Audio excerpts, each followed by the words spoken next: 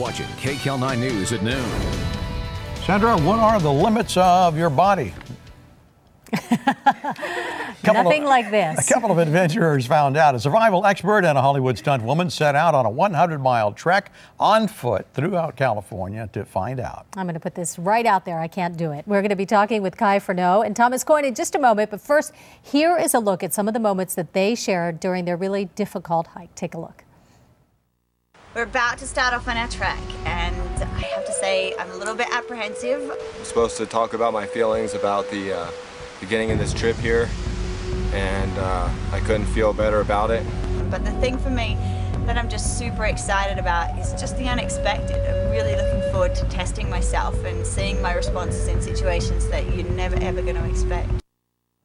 Boy, it was an incredible journey. Thomas Coyne and Furneaux, welcome to you. Thank you. 100 miles on foot. You started out without any food, out any water.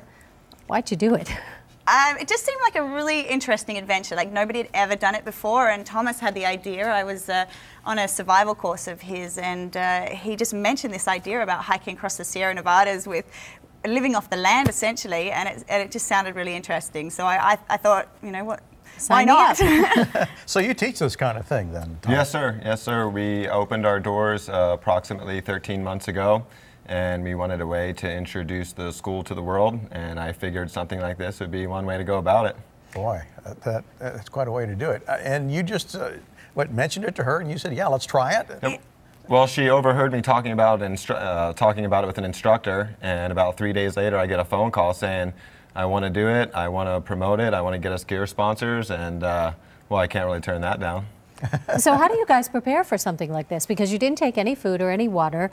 Obviously, you had to know where to find food. Mm-hmm. Thomas is actually amazing. He has this encyclopedic memory of living off the land. So he's done some training with some Native Americans and knows what to eat, what not to eat, what to use for medicine, what to use for tools and things like that. Like, it's just incredible.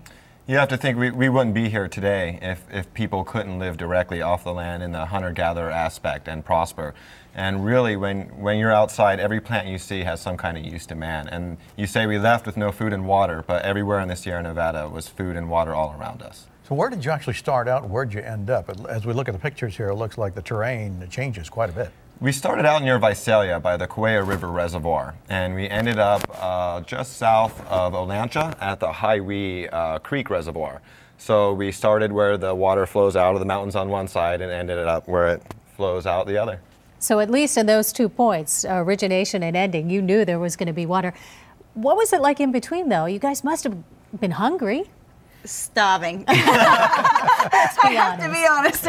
I mean, the thing about food out there is it really lacks flavor. So, you know, we were eating berries and roots and you know, leaves and things like that, but nothing really had a lot of flavor. So, I mean, and none of it has any of the sugars that we're used to, and none of it was really incredibly filling. So there was definitely days where all you could think about was what you would eat when, you know, you finished, or you know, craving something with flavor, like spicy or something. It was definitely. There's no In-N-Out burger anywhere, is there? No. I saw one at one point in the distance, and I went for it, but right. Yeah. Now, knowing the route that you were going to take, you must have known pretty much the vegetation involved here, so you knew what well, I'm familiar with the vegetation in many different climate zones across the country, and we only pre-scouted the first 6 miles of the hike to know that we had enough food to start with, and we wanted to leave the rest up to fate and up to nature to prove that you can live off the land, to prove that this can be done a lot simpler than people think. It's not like going to the grocery store. You can't just grab the food and eat it.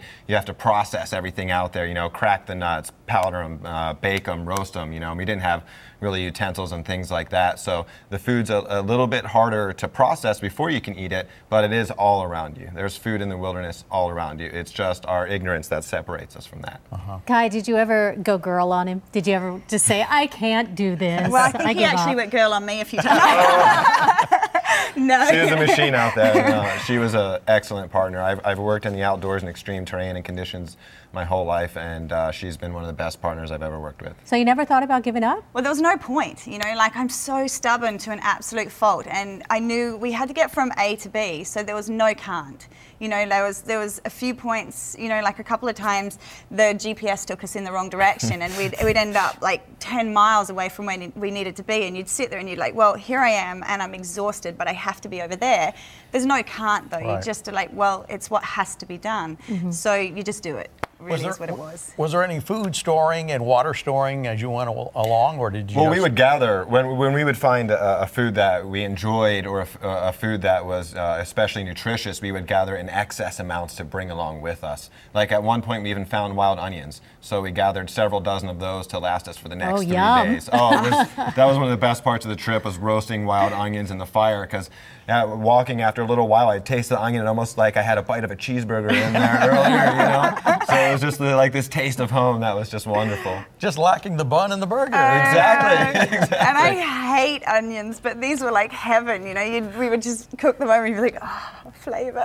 You going to do it again? Any new plans? A bigger challenge, maybe? Well, when I was out there, I'm like, I am never doing anything like this again, especially towards the end. But now, you know, that I've had a few rest days and it's passed, I mean, it didn't defeat us. We were looking for something extremely challenging that would take me beyond anything I've ever done. And this did that, but I still have more in me. So I'm sure there will be another adventure sometime soon. Well, congratulations. I'm hoping to make it into a course. I'm hoping to take people, show the general public how to do it. Yeah, All I think right. Sandra would like to do that. Yeah, you can sign up for the next There one. was raspberries, Sandra. Everybody likes Only raspberries. if you'll go with me. She likes onions. Congratulations, guys. Well, thank you Thank so you. much. And you can learn more about the Hike for Survival. It's on our website right now. Just go to KCAL9.com, click Seen on TV.